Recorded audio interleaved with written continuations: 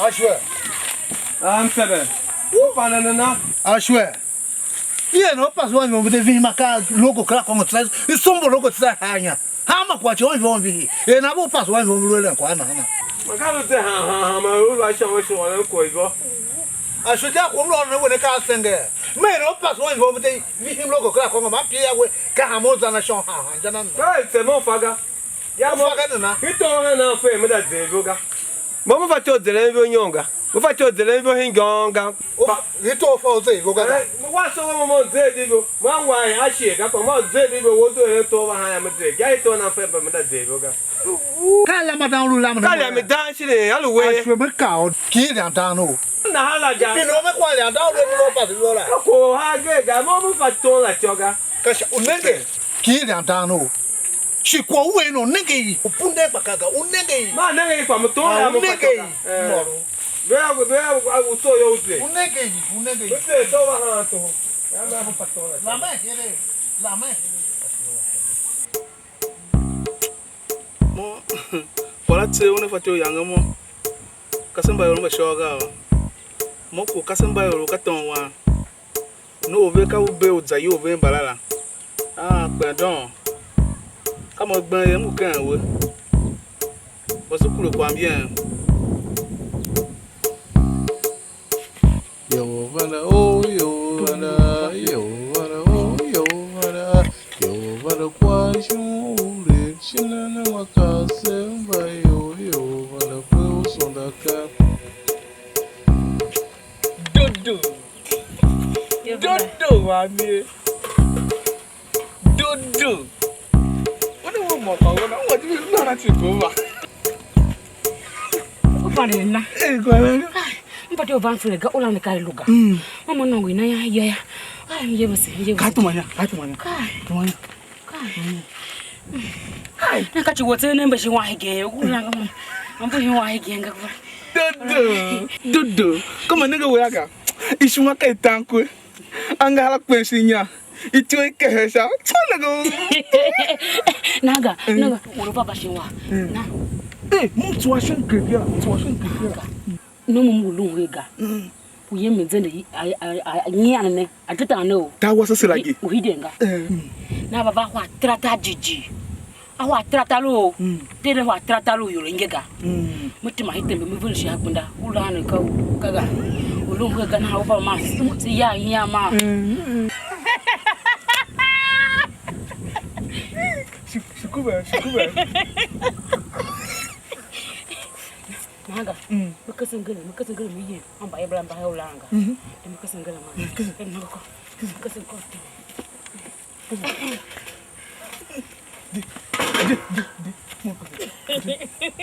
I can walk out door, Jira. Your yoga. Don't do. Yeah. Driver,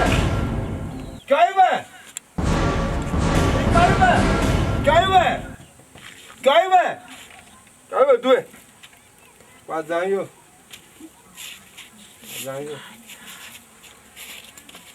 I swear. What's your driver? Then, Hey, quiet guy. what's on you? No, if I turn Yaga. One way over now, one number Marshama. One way over now, number Marshama will kill him. What was it? You knew over the one. Never two never. You invite you call on her. Yovana! Oh, you can't do make it quite no lie over the winning. I should don't be him by your marriage. Can you beg you any more than I know? I say, what could be him by your marriage? Don't be him want you. One word to my yaga. Look at me, don't be him want. I shall quote your shamu. Quote your shamu. Can you bear you any key any more than I know? Don't be him on the marriage. Don't be him want you. I shall don't be him want. Don't be him want. Yovana!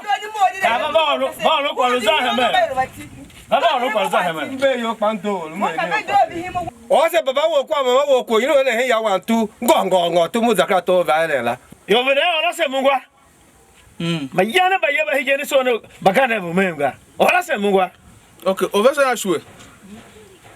Ma kwa wono bagana uhijina. Agana. Ba mu yewe sega. Baba. Kanyi kwa bo ilu e moyo vundana ha. Asanga kubo ben shinpia. Mamda pina otama shwe. Mera na jodo. Mire mo kwa mo asanga kubo mo ha shinpia. Mama kanyi kwa bo ilu ha. Samolu de na yin wanwa. Welu de na yin na kono ku ha gungungun na ha medomba shwe. Medomba yuwe. Ka chiko ma so jela. Mama wanwa yeni no po iga. Uiga lu da pina ojodo ma do na ga kana hiyasha. Yepege. Kele jodo ningi he. Ijodo ki ngale hwan bi mo ba kele. Yanga wo tu ai kan. Mo no. Kwa mo ko elunga. Kwa yawa mba yemba ka vizini donga. Ashwa lu ya mba densa. Bala to moro agba ovuna na wane. Alo la yegu tene. Bala to moro ayegu tene tu yokpe anyumo. Wane ni tu ande pe. Tu make kwa muka mulu nga. Mfa wan tu make kwa nga. Mama. Milu mu di kwa ga. Milu mu di kwa ga. Alu gwa lu chia na shwa mo chia shwega. Mu chia na shwega o ya mu chia na shwega. Mama tire. Wo chia we ko ha shwe chia mu chia na shwega. Wan ni de he chia ona ime. Mu ko we. Ye hi yo ka ye.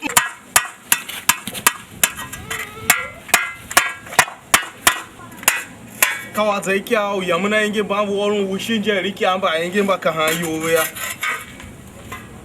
Alo ji wan me ni ta jeno. Nzo e kyau ka han kwa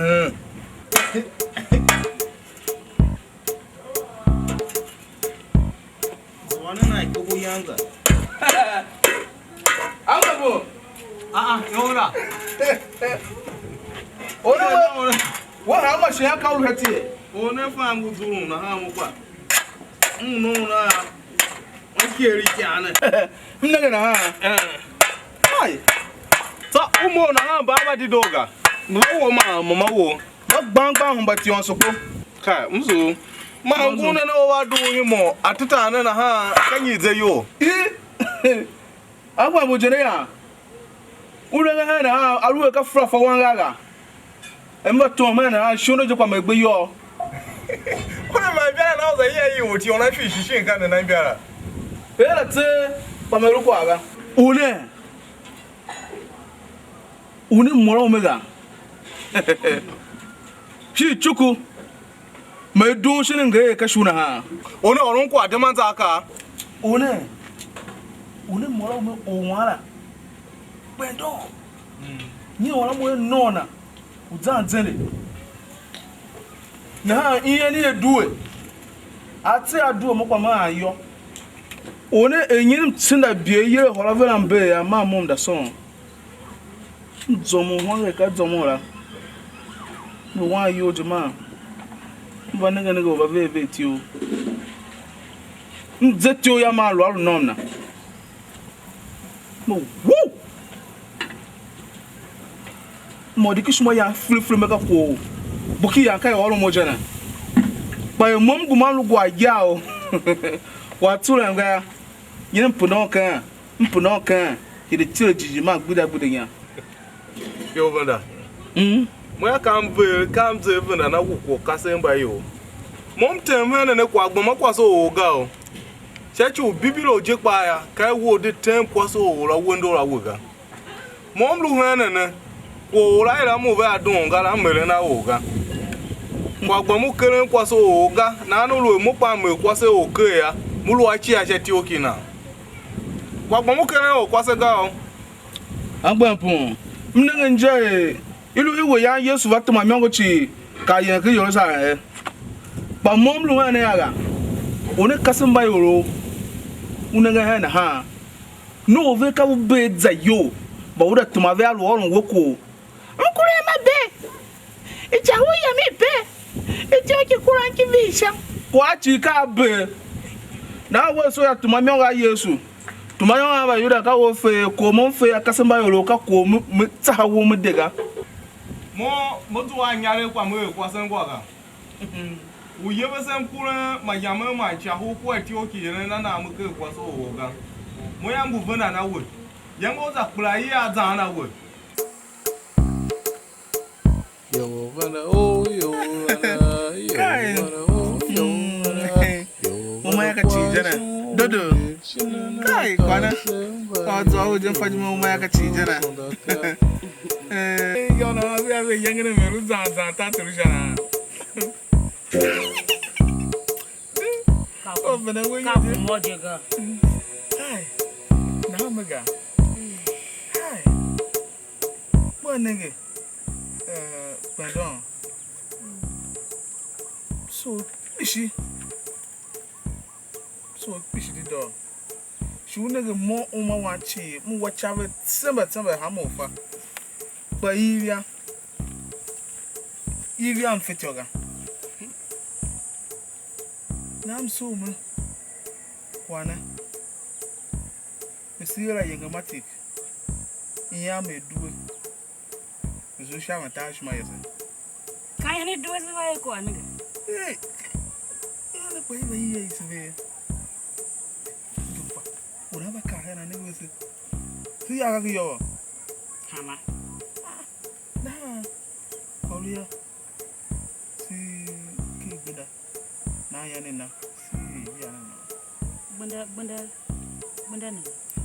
Bundu Yaga. Usonga. I'm so come. She mamma in now. Ay, walk with. Ay, Nanga. Korea. Dodo.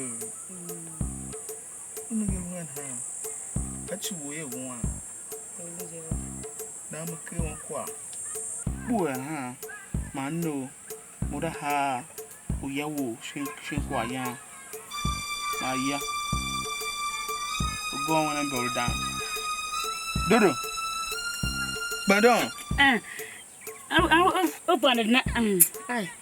And now you look at that. Eh, call him. Capa will merely young Timbly, Caco buy one gaga, Caquashun. I yangomatic knuckle and one Zanchaga. I think like how we and Chaya. Mogami here for one. I'm going to wash you. Eh, touch the hammer. Okay. Hold on. Touch your work, hammer, watching me. I came to my mom town, the Yansha Chiwomata. But we have no work, nigga. Work on a more for one. Hey, Uncle Wanka will work. Hey, Naga. The kill koala. No. Oh, this is quiet there and a half. Look me, will Mimi were. You over down, go, who cross it? Oh, and I yell, of course. The question from what you more, whichever none of my me, Gajela. Can't you hold him? I'll not you will in Mimia, black a coach. What the boom go? Can't nigga. Logos a yahoo in it. Come was a shadow for you. Will Mimiga.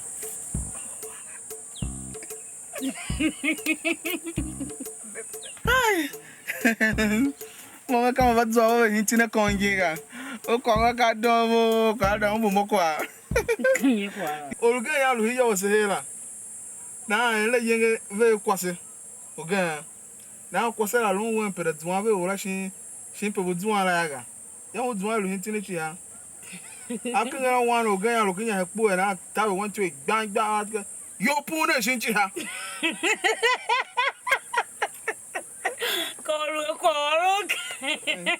don't know. I shouldn't say you and her. Ma, you put in Chiama or I won't can now it's a dinner corner, Mutuan de 1 minute. Go, Mazanga.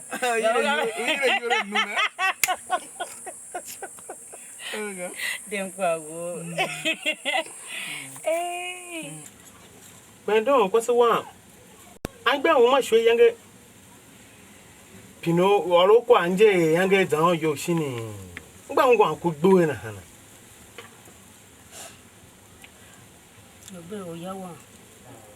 No more on Quagga. Yana, I did hair or no more. Come, Tim. Tim, you are on a sway on the all of my corners and I may wear my one a yam when you want. Lomonium Burung Papa to Yaga. Marty searching Boabunga Jen. Jenna come, Tim. Can't tell my woman die. Mo yo be mi dilana. Me be shuma sa me make sure me hitani chi ya. Afa ko alu shamia. Mo pa ngokpe. Mo pa nakpe. Teto ne ko mu ya. Sa cho ya chi ri angwa. Cho ya chi ngi ngwa. What the krata? Mo kan mo wan bana. Mo yo be me dilana. Me lo kwa jetana wa ko. Fela vele che ne ko mu ya. Let me come turn the hanger. Turn. Okay. I'm so ya. Yana, a quadrinjo. Sha, obey a veilem qua. I'm pretty much pushy. I'm coming. Look over there. Oh, one is at 200. Robert. Zaki. Kibi se question wa lon le ya. Zaki ko yo be mba yo ya ko chi aguga. Na bo se mi. Jena nda wa ma shwo pe. Ma. Ngwa me. Ya yela yo su van tem. Na nten ka na una nege yi.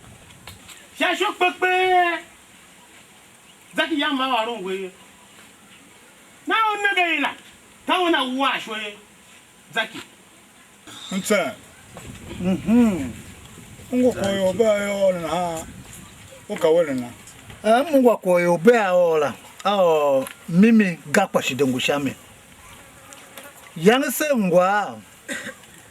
Na ha. Ashwa ha wa pas wa vont de vie him logo kla kongo chichi. Moi shi ma vie me ta ki yao. Ndata na ha. Mu me kwa ne ashwa ya lan nyatse. Ya la atindi gachi. Na ha mimi ya su zo gbenda. Na su ba zo ha mimi ya yam ka na ba una nenge. Banka me mo wu shi una pega. Na ha pe wana lo ka ne ka mo mu ashwere am fakwa shako ku ashwega fakwa ku ashwega. Da veto ka pe mfela. Da veto. Ngo ko pina mtsamchuku mtamwo ukawe ya wo kwala wo wakukega na ha hinigi washe chi ka o na lu iye nigei ka ti o ga ba ye o mo ti he no nigei ga o mo ba ye na ti o nigei ga pa sha chu mo pa ya enyi o mo ya bo wen pa ya ngi ya ele we o na nigei mi ka ti ke ye wen ka mo na nigei jela yam ka mo na pega Zaki himoi nigei kai moi mbata na ha ntsam ngu ai bo sha kwala kankan sha nige wa Ka pa. Zaki. Sha nige wa ya. Ni ma gbeduan ga. Sa ke usu. Aho. Ko ntsam aera. Kai mimi akaguna wo ku ne ye. Ante ne po ka ye ga. Ka wona wo ku jiri ye. Kwa kuna gba wan te ya uzo uweshi ushishi jimaga. Ma tsen zo be shi ma protutu olaka mba ajona pekan. Shi ajwe ba pepe. Na aka nyi kwaji una tuneka wona wo ku ga. Ashe ma feme ka jojo azu ha mo ma mvenga. Alu achu yam kame ashona nengeive mba zuzu ave de washwe eva va kaeka moya ngwa vesha ko kunega. Ngwa anga to. Ngwa vesha ko kunega. Shiriso ga mo he mi ye kwa wa. Ave anga wa. Mo we mo na kwa. Kwa mo kwa la ga. Shi fai ngila ga. Ba na ni kwa mo mi tiraga mo mi ye. Mega nse. Ana kene la Mega. Kashima yuwe nyone. Iru ha wo kwa yo ne nye. Alu ka wo. Wo ashwe gajepa. Iru ba nyu shima he. Lama Zaki pa bu he. Agbana se bakade makaba he. Ulama se na ha. Alu kwa gbo we ngba ya. Lama tire dodo. Gaya do galu we kwa ga pa ngalu ga na hu kwa ya na zo ya. Otika kai mo pa. Akwe pa manyo. Na hiberu la me higene ko mula me wala ko musagala. Wala ko musagala. Meta nwa. No kale we kwa ha yo serese.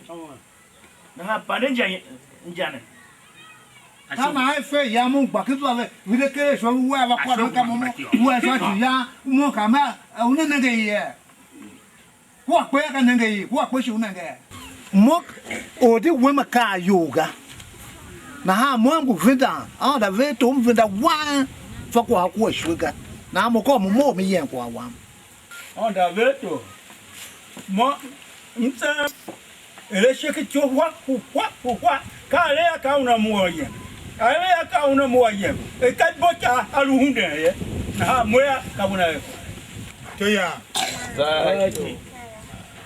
akene kwa sie ma sifane joku ni wa wa tan zaki moya ashen pankadi me ba so na yes na ko onu gele ngo ga ka so na fa ona go ku ye vo ka so makuru kwa ye ka so makuru kwa ka so ka na yi ga so over from karagbe so over kama mo ha go venda ka so karagbe ma she pa ma da la wo me shi ma nyo vela to kala la ga adwa chikishiga hey to kwa ko ba to kwa fule na ha yo hin ne e be wo to no fule na ha wo fa kwa ha kwa la wo fa ke o ka pe o sho pa na ne fa na ga kishema zaki moya udabana wo so tse kan kwa ga yema ya je ne mu da bana za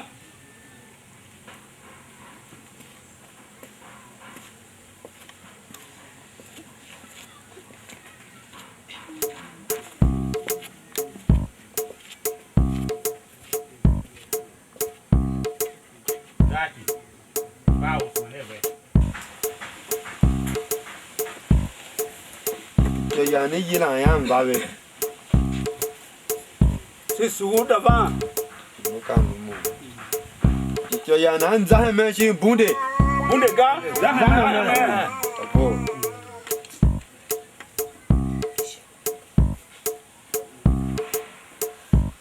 ityo ya suene ngwa tindi ka jene ne to suene wa we alu mo wa kune ya ka ti ya yo jela suen amola mangaha amolo ya anane tio me pe zaki mo mo heme ha chwa shu ka gba wa mo mo heme alu mo wa sho ya so mamula mangaha amolo ya anane tio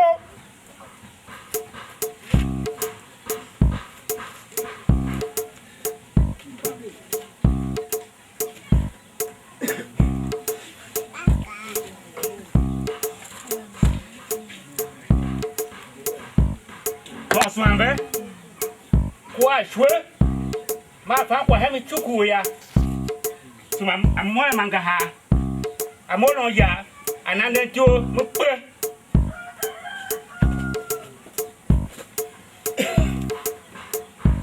mo chumbe mo sho me to suma shaku wa shwe alu mo fa ku shwe awolo kwanyi shabana mape mada ngwa be me kwanyi ga ba nto swem nyane mo afaya swem amura mangaha amoro ya suma nade tio mekpe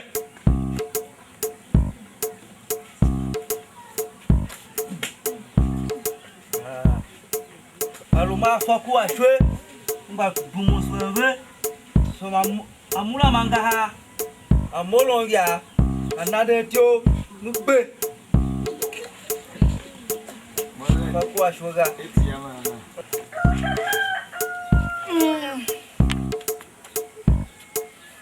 kasha me twa mo kwa nko so ne ke weyo yanve mo ka han twa ya gba me aroma fa kwa akwo ehwe paso mo mura manga ha amoro ya another tio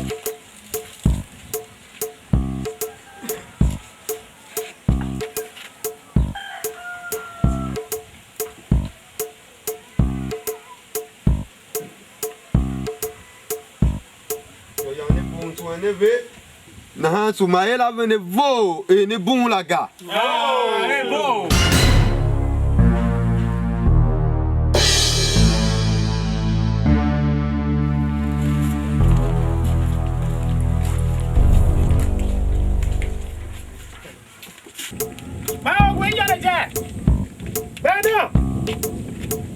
dole go haja. Go hala. Kai. Ndo kwa sawa. Wani. Yo ka ngure mo ya da mkipita hivi. Mo ama mo.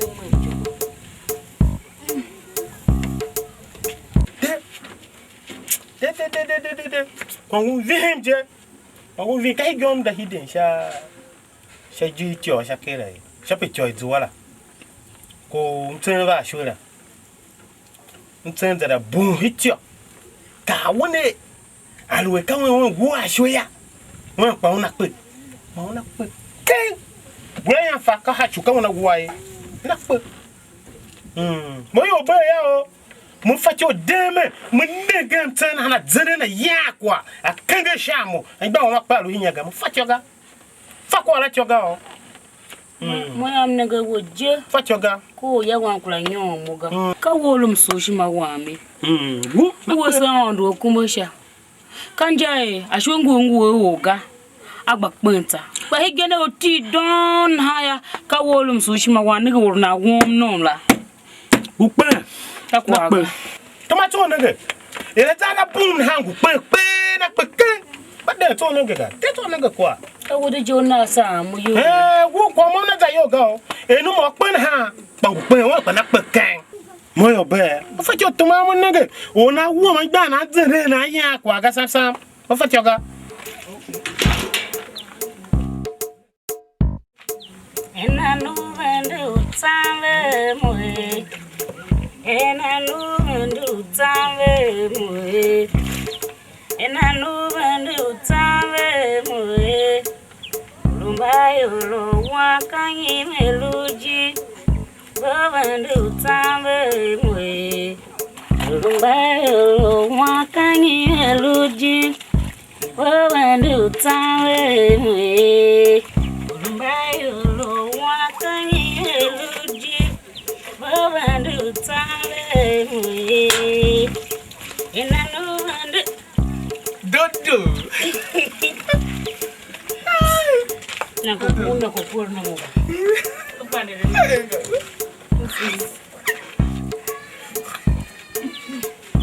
Ay, watu manja. Uno funku mbachi ayo. Kama nenge bo mame. Shibaka itiaku. Anga kwenye. Itu ke hesha. Mbano kwa ya. Ule kwa na. Selo kwa ya. Okay. Kama sipe ya kwa ya kete kwa ya ho ditaya. Mutega. Ya. Ya. Yo vana oh yo vana yo vana oh yo vana kwa shule shinana makasemba yo vana kwa sondaka.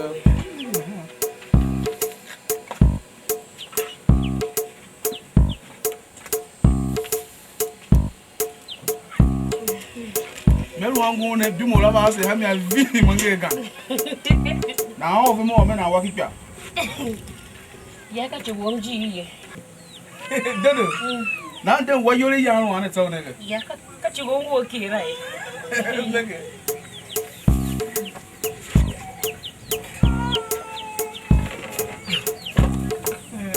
Dodo.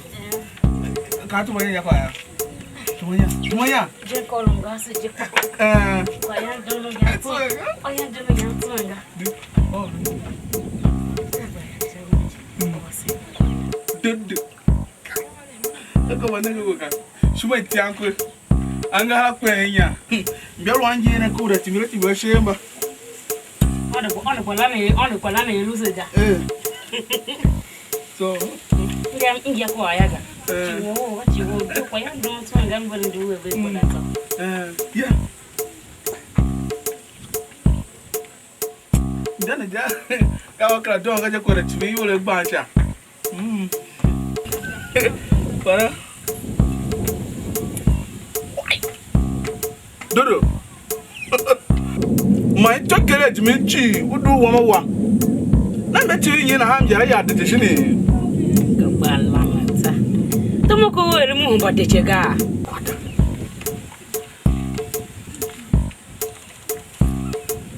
Ko were mjega ko hamba de che. Kai.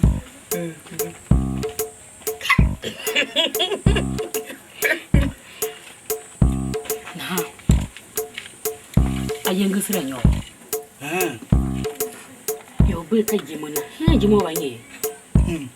Ko boro ni yana nye. No zaki. Cho chitwa. Handi yiramtsen. Ipina mtsen kwa kukuno mu. Nane kae mtseme bom. Aluna fa kwa kukuno mu ngaya. Mtsembo e ufaga.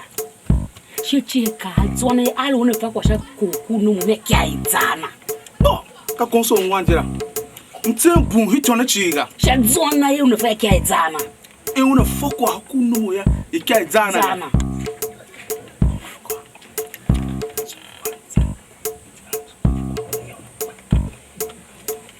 Oga mwalu jine. What if I'm banana hana?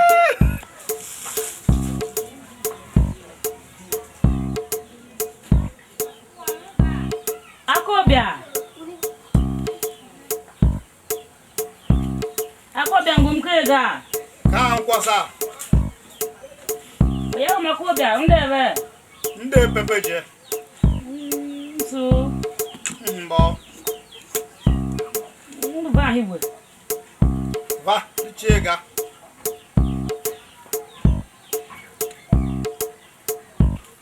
So ko lo mi na ngala klatile. Vanyo hana.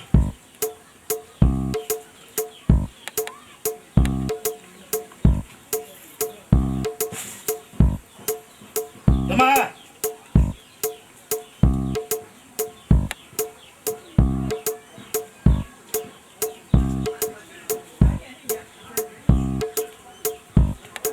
가만있어요.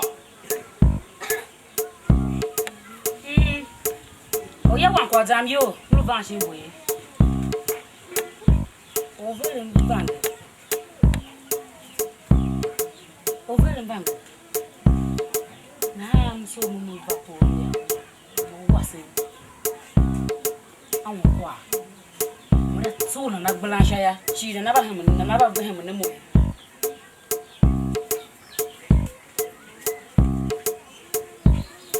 So. We ovelo bange. Over mbang. Bagala tokla nya. A tokla gidi. Wo. Over himo. Bubu bega. Ma wo ba nyo he nya se chiku ovelo bange. Se to ko ma chocha. Chocha nya kwalaga. Be je.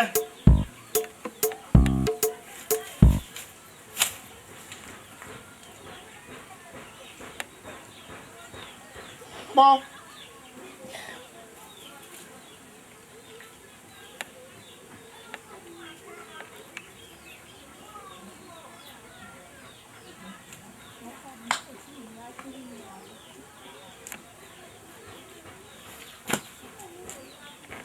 Ko.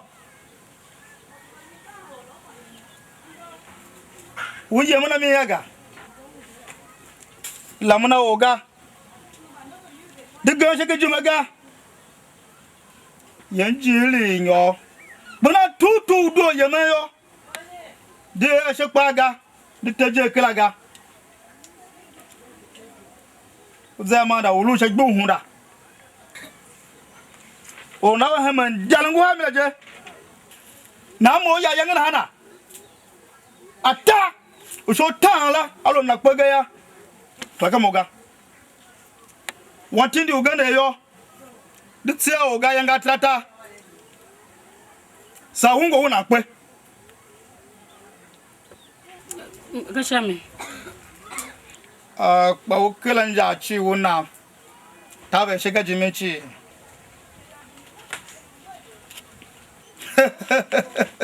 I'm so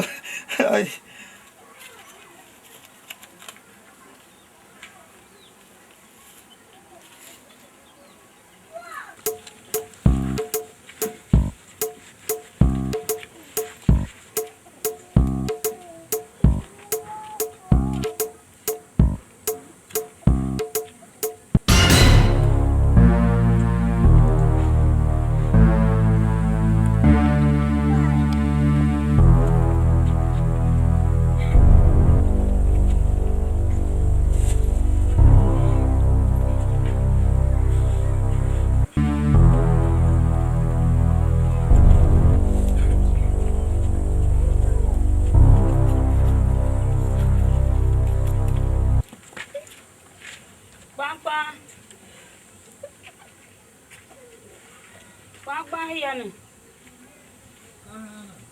Ntan tan kerja.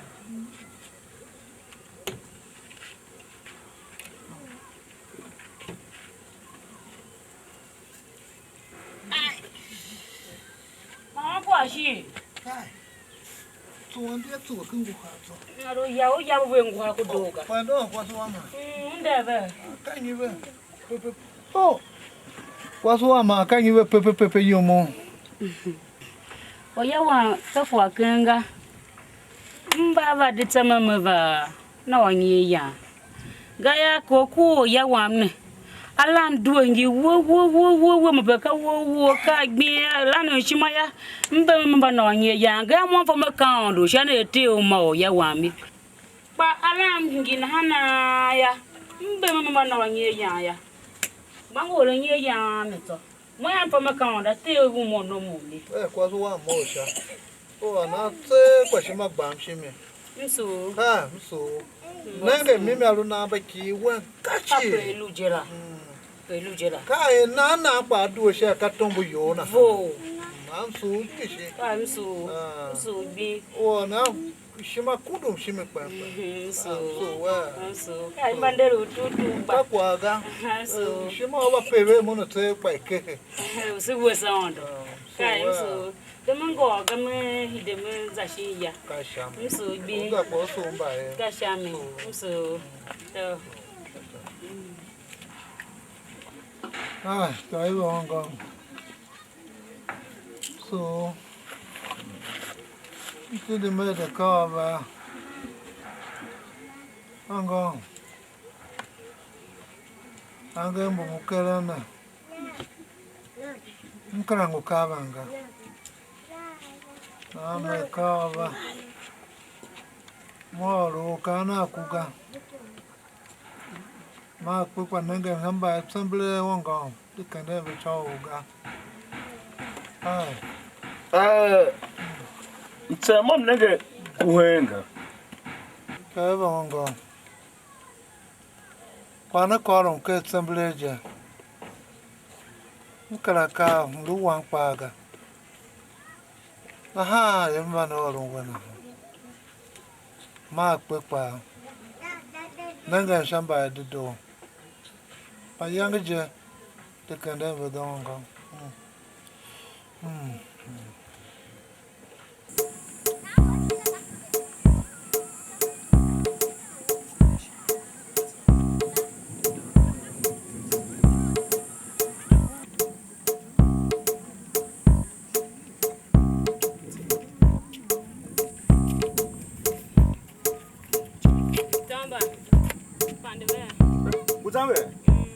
Na Waega. so Wasimangana mentoga. Ngawa kwa nyima ngutwana ulutomboga. ka o yeme ko na tu je mune na ha ba ki ya mo mte mi la e do ye u kla te se hi a yoga E to manyiga. sangune na ha mo de wa mo ka se je zambe Tomba na ungwa kwaza manager kwa. ka ngre ke no ka se no yi na ha wu mo ba ye ma mu yeme ka kwa wa tu zambe bu na ha Zile. Ntanya kpe. ntenye kpe iyo ro wa shunu ne ga nige Iyo nka hiyo ntanya lo ngwa ni le ntanya kpe. ane Ntanya. ka ngre ke no ka se ne ga Angele kega kan ntanya nge wu asho ha ka ya lu ka ipi no kwa asho ha ka ya lu mo ka wona wu asho ha awo kwa la be ntanya lu monga.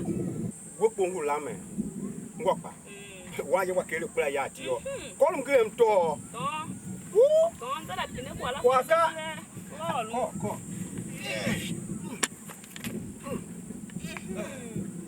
Mbaje.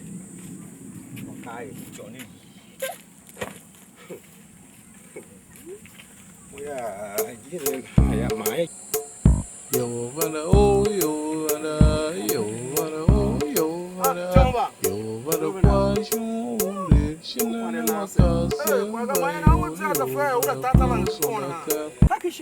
Kakishima jemlu yemen haye. Nege mgu vam taila nguzambe shinwa, mwe nguzambe olempoa, kam vitane kwa shinka mimi jo mfaga. Mtekwe. Kai podos. Kwa ekla chavo ba. Mwe kwa la kudam yo. Keke se budi mhanyo. Hey. Kwa di kuna wo yoga. Nte una peje kwa ka kwa ga nte wo yona. Wo faga. Anan kwa mjen yo pere. Nte ya wo ashwe. Nte wo na shwe ti ona chi duo ha anya. Idu aso e ora fako ku u ashwe ya. Da o na wa. Nte ya luhe nte ya ka wona ro na fako ku ashwe ya. Sumamoro ya una pe. Emo nte ya pe. Ma na wo to be ha ti ona ha. Eh. Wem kola be ha chuka ka kwa kenga. Ba. Kanza amba bulu am hitade. Ka ola ye kwa gba ole na ngwa nga o. Kana bunku. Mele na ere na ha no. Ka kyaga. Pese ba wolu ge kwa na nege mi. Batamba rumunga ka kono be nya kwa butuna. Agbon. Na ero ngira hungure mi. Am ten wo yona. Kwa lu la lu. Alu. Ja mo pa dem za shi. Yo vana oh yo vana yo vana oh yo vana kwa Shina yo vana sondaka. Kwana humba night duty viji. Come on. Ilu ka to mo viji manu la je ko me na me lo commander.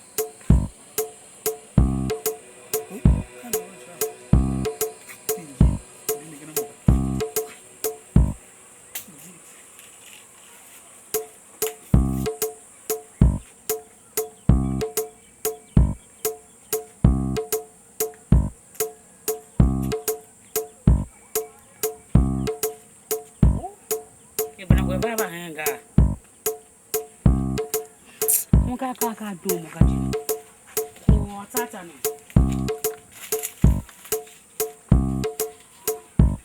Kan wa ti ni ka wa me ba do na kan. Za na ji. So ba na mo ya. Na wa ba do di kan mo.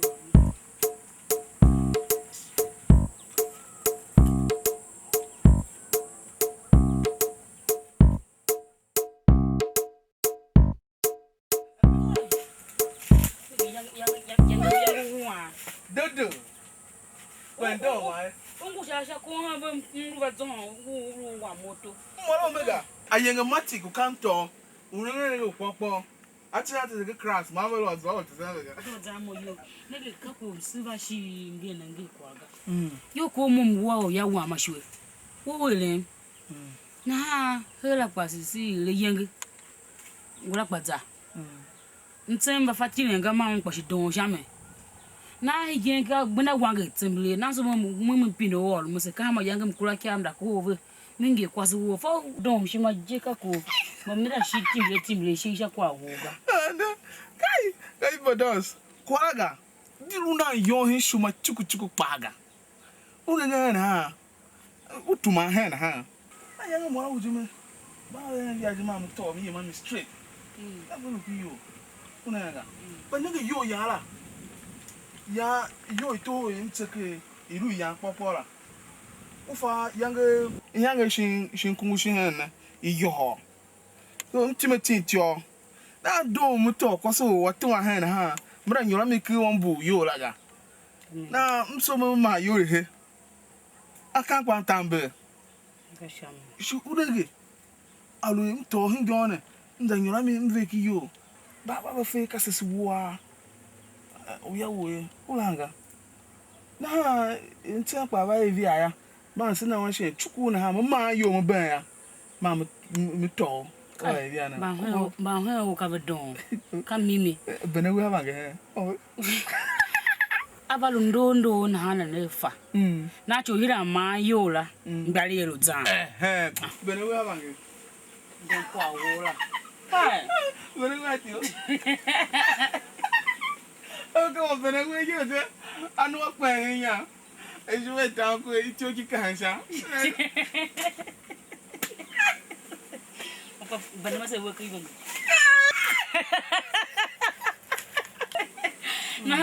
na buwe kwa la fule ngwa kwa jayo wa wanga mu higi cho hira ma yo la ngbari yelo zan aba huwa vi ma mukula ki amra ko ma mingi kwa so ko se vi ga faga na bukara shi vi ne uire yile ko ka to munu ba mega de na muna mi yem ki ya e to na gboje ya wa pa e fule to de mo za ki ya so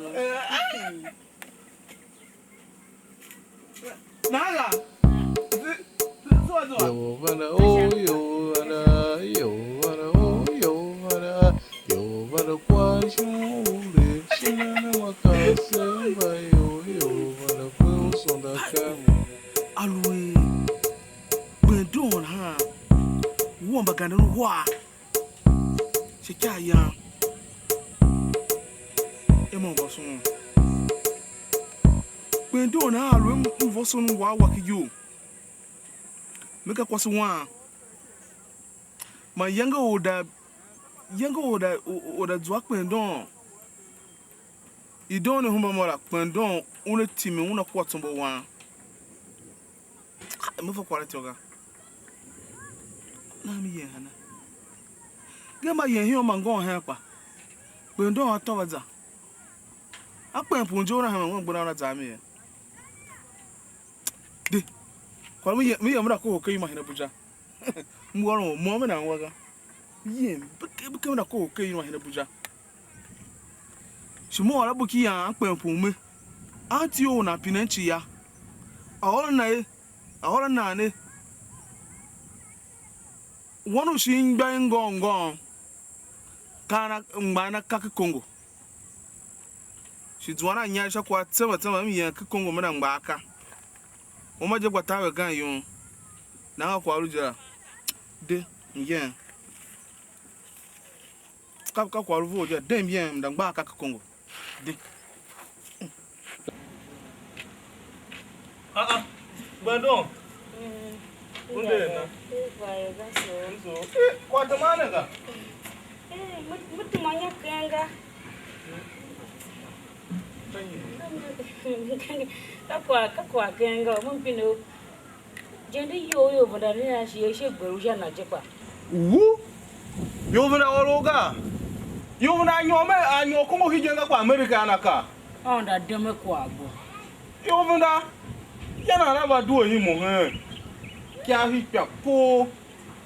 Kina me kuku ka hana de. Yo vana ka mu wona Burkina wa luku Congo ya. Mba na ka.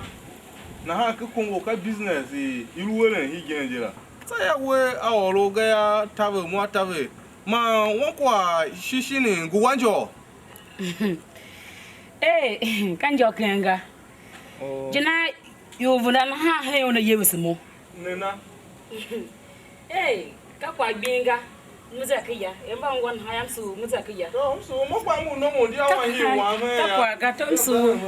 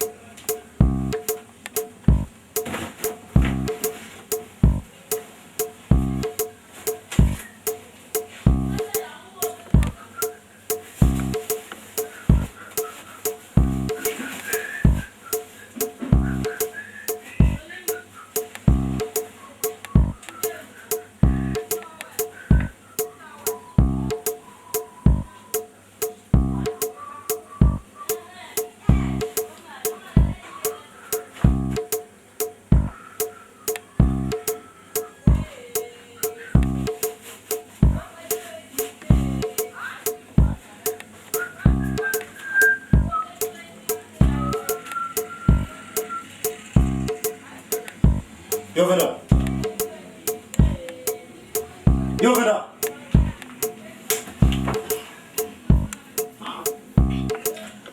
Igena uya na wana na. Okay, man. So le via so ya le ofi.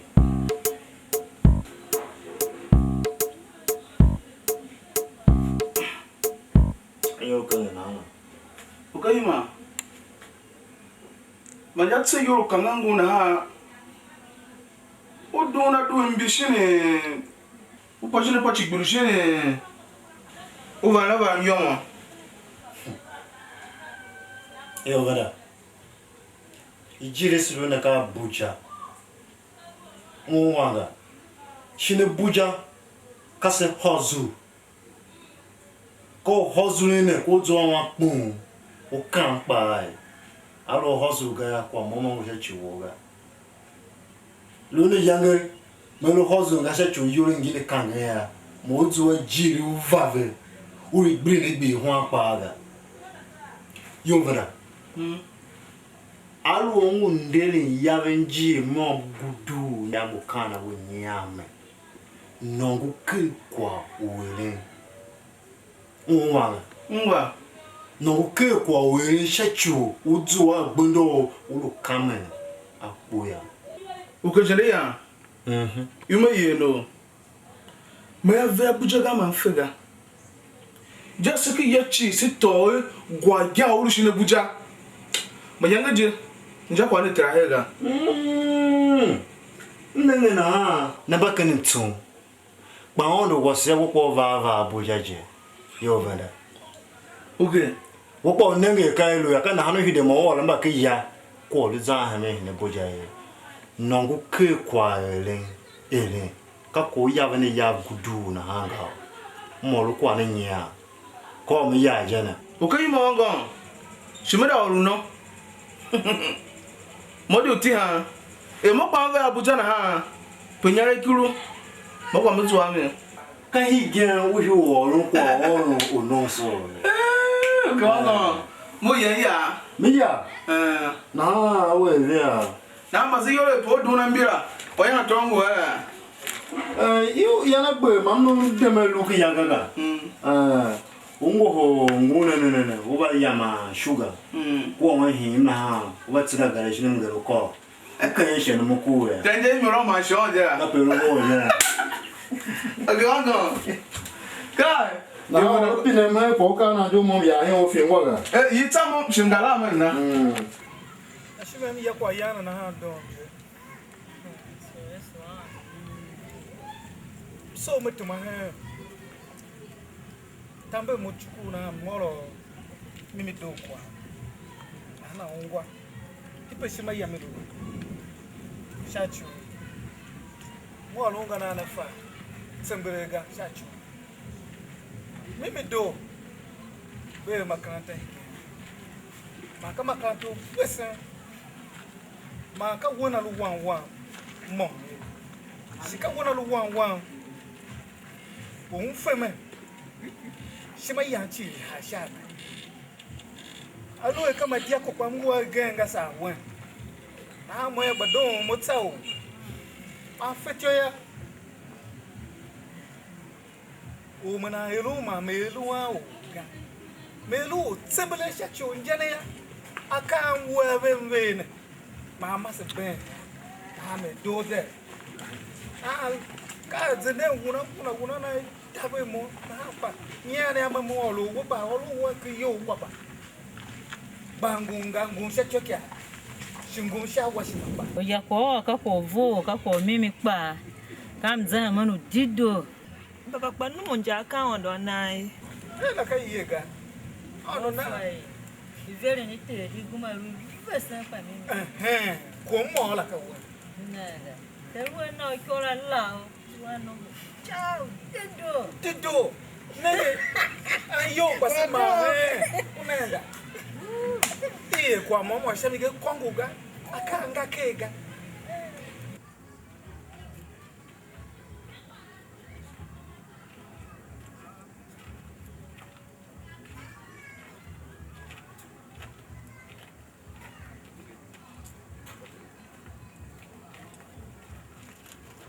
Sureton ipa na kwa ga era ba jichidora suwe sondo asono ate ntse ko ba yamba ande kwa ya ba mama mu ya tire conscience okay to be shama to sisu senyo ape wolola to am suri bi ashima na ko mo lo hana o pa mu ya ba shame ga pa walukeya sa mimi do na e no tsembele we shima yema ya menshi Ya we afọ inu mu do ba mi Temba.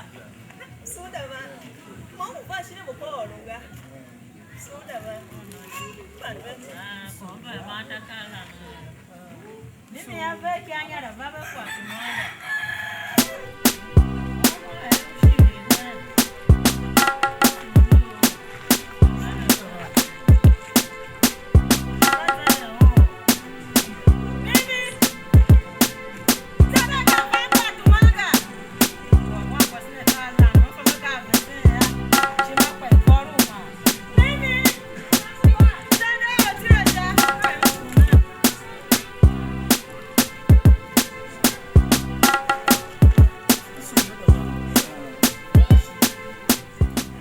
kahila monele wa shine ne so zampa gane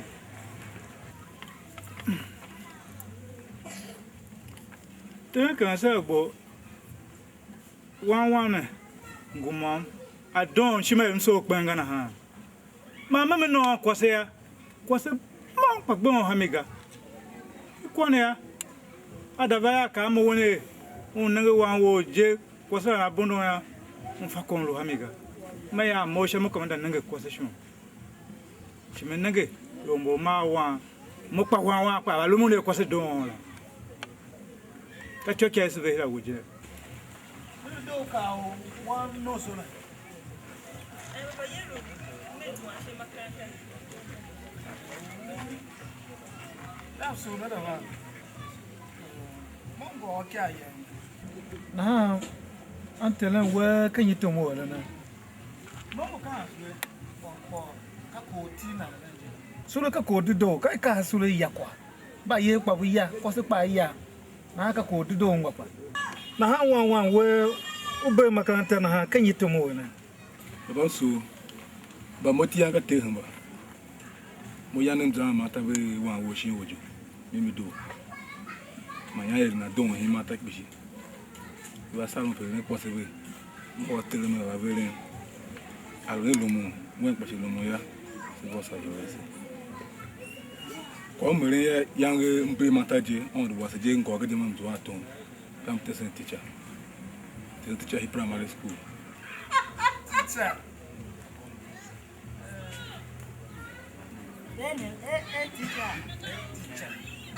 teacher say ya na oh ba so ngwa the team was show wa kana hiyo ya otendo ga do pa ka kiru ngwa ga no ba shi odo inyo be bere ki bi na zama government no go at least I can be say she will return to yole tiana yole tiana na kanyi kwa ni ye kai kya she ka gbo kan yana obese the ton government ka wo gba ka je injoba ka tabe wo gbanga ba ha mo ko njoga kwa umso me fire mo no wan me do ba da kpejenga na ha duwe nanga yangula ba ka se ba gan ba he be primary school ba gan ka college uza he kpo zu okwase do we ye mabuve ga do chayo tena kan promotion ka o memgo sure ka han sure o fe wana dan island teacher na pa ru chok we ye ga Yo kwala kure shikanyi kwa ru bazana za yo hete suwe wo za yangula hera ka ko nyoru moto ga umonga ha ko za zuwan ba ka se he ko ru mo ne ba ko ba hanga we yara Wan Kem U Shin Abuja. Wan Kem U Shin Abuja. Wan Kem U Shin Abuja. Sina boka wenu na Wan Kem U Shin Abuja. Ashima boka wenu na Wan Kem U Shin Abuja. Apine neka nene na Wan Kem U kahanjo venda. Ukute kati venda ohaya mom venda teacher pam venda. We fanta brother over. Yaranki yelo shine kondo. Telo ka alomwe na lo twan ha nongo no uchia kake we ka ma sen ne yo Feshi mamu pa ka yem so kwa wo gaga. Bom nenge Mayo yanga. Shimufa chokalemba male ya watuga. Ba moya mheme kwa igbe pone lu ya onelu.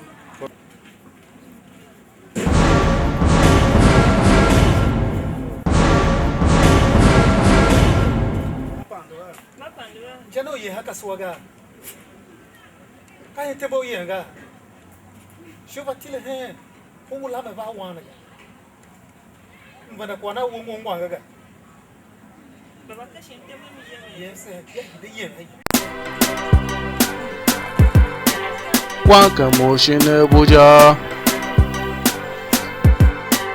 Wan Kem U Shin Abuja.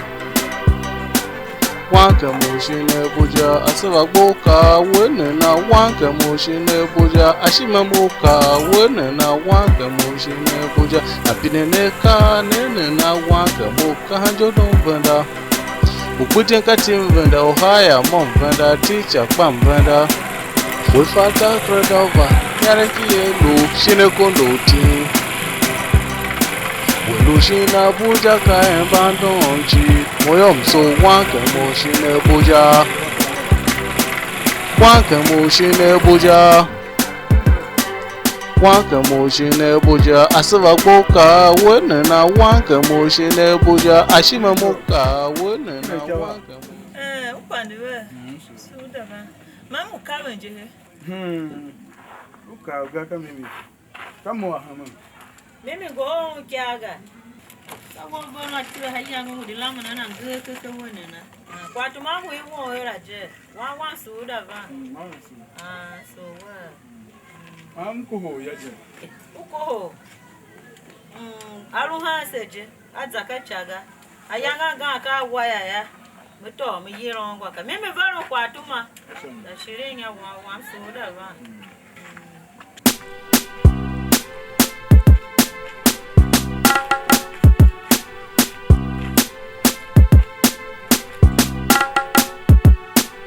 Ashima. Wo ya wakota. Mzaka cha yunga. Kana lupine mgo zewe yira yuna.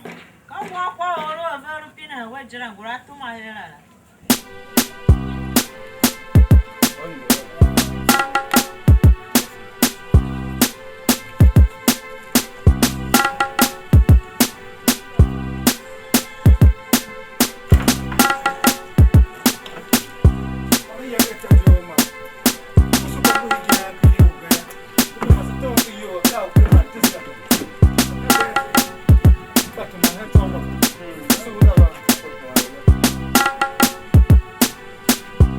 Moka lo shi isigeya basa shame.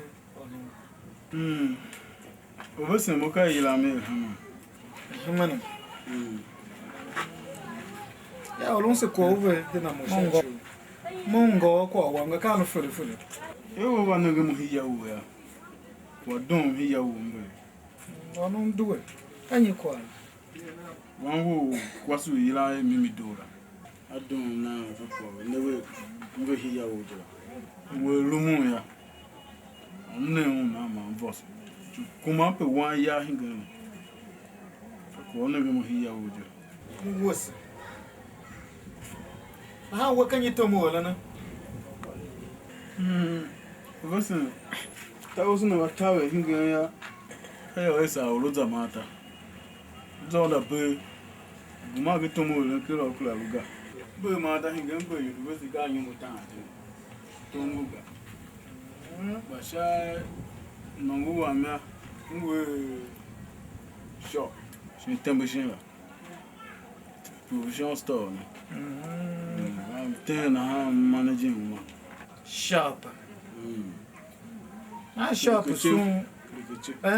O pam na ve maka ten kwa ke ba chingon ba biscuit ko ba sweet na la popo na ga. Obviously, black bakai take ba ka ga bakai take. Obviously, because. Hey. Ba mota we moya wan. Nange wo te chingon na la popo. Ute sweet na la popo. Ute nguna na la ta. Na wo nanga waka na jim. Uzu onge wala na sha wan. Mom ye chana mi ape makaranta nyo ma dash no ju. Nangu ka yo gaza. Listen, moya sha nungu wamshi. Nungu mum nungu kwa wama. Family. Nara pu. Ara town bam zona me lan poso. Am family ahu ba mu wole kwa hako wan wo ga. Ni la koso wan pa ngu kwa. Ashime. Wow, oh yeah. Ashime baba wasem ngwa kwa yo. Wan Kem U Shin Abuja. Wan Kem U Shin Abuja. Wan Kem U Shin Abuja. Asaba boka wene na Wan Kem U Shin Abuja. Ikan shi ba sanya wa. Wa no so na. E wan za makaranta. Ishi. Ha wan ba. E una shi o kwaso na waka ban kwa ya mo ngwa. Amime. Ma gbasa shemi a orun tuwa ya ci ubai. Kai ma ka tuwa tika wo shi ona. Ah, mo pile tuwa mafa. Ya ma ya pe maka ma ya ma fu ya men no kwasiga. Na ha ka wona won ba won pe makaranta. Degree ba shi won ba gbe la je. Ah, ma na ha ka ha ma ba ro la domo. Wona won go September. Ha gari na la. Won we store ka won ten chingo ko bisiki ma nyizana. Bana me wo ba ga pan ka nya na me. Bisiki ko ba chingo ko ba bi ala na ha ya. Na la pu na pa kongoso kwa moya sida na mimi doi hinyo mo te pa akuma gana ha ai na patawe moya ngo ba we yelo ya Oh yeah, so. Ka ru ko kuronje. Yuru pa ma vaje kamaro nege ne yeru puru yemega. Ora yere ke we ga chabe kwa bimega. Mimi muhana. To kusuna la bona me kwa tomo ka ko bisiki mba shono chingo mo ro na hana. Simba hana ni wamba e batama ni kara. chiku pambaga Mimi ba nyoto la dona la kusuna la bona mi. Mimi ma mosha ba toki ana no. Ga ka ko sweet na era pu. Chingo na era pu. Bisikiti pure water. Azona ma chanya mi bia sha wana ve. Una va una ken wa ma. Mimi ma toki ana ba no na ye pendala. Mama kan yele. Hey, wale gwera ka siba soro ka pe yo wo. Va kana mo no na ye. Oh yeah, oh. Mega toki you let that na va na mi. Mama that do va mi. Ko pa show veje. Una buma pe wa ko sine tuma ha pe yo na ya hingi ko se ma zana za don yo mi bi ma da to va mi a chabe kwa jo ya she mo kure yi pepe je go de yangi va ta ha kan ko bari o hi ya we na va ye ne na mi ni na no ga kan wa go ka yo kwa boga ka ko hila ba wa kwa se Mama ka nígbà tí na ha mo na ba. Akuma no ka mero mu teru ko ne fa ko mi faga una ga ko fa chingo na duin na ta wa gbedara Mza. tata tan kwa ka Kwa chi ma yam so. wa ni na chi asu wa ni na umaru na oro Wondu na imo. wonu se nyo ni na o we na se wa je ka na se nyoga ma gbedara